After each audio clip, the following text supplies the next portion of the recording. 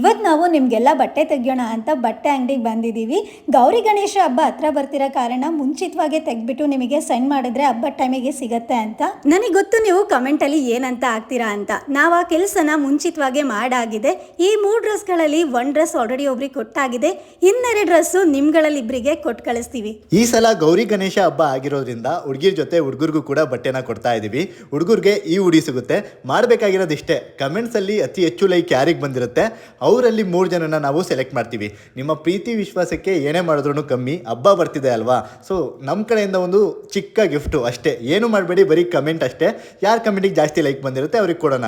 ಇಲ್ಲೇ ಒಂದು ಕಾಫಿ ಕುಡ್ಕ ಅಂತ ಶಾಪ್ ಇತ್ತು, ನೇಮು ಡಿಫ್ರೆಂಟ್ ಆಗಿತ್ತಲ್ಲ ಅಂತ ಟೇಸ್ಟ್ ಮಾಡೋಣ ಅಂತ ಹೋಗಿದ್ದು. ಇಲ್ಲಿ ಕಾಫಿ ಅಂತೂ ತುಂಬಾನೇ ಚೆನ್ನಾಗಿತ್ತು. ಹಾಗೆ ನಾವು ಬಟ್ಟೆ ತಗೊಂಡಿದ್ದು ಜನಕ್ ಫ್ಯಾಷನ್ ಅಂತ. ಕಲೆಕ್ಷನ್ಸ್ ಅಂತೂ ತುಂಬಾನೇ ಚೆನ್ನಾಗಿದೆ. ಇವ್ರ ಡೀಟೇಲ್ಸ್ನ ನಾನು ಡಿಸ್ಕ್ರಿಪ್ಷನ್ ಅಲ್ಲಿ ಕೊಟ್ಟಿರ್ತೀನಿ. ಆನ್ಲೈನ್ ಕೂಡ ನೀವು ಆರ್ಡರ್ ಮಾಡ್ಬೋದು. ಸಾಗರದ ಅಲೆಗಳು ಎಷ್ಟೇ ಜೋರಾಗಿ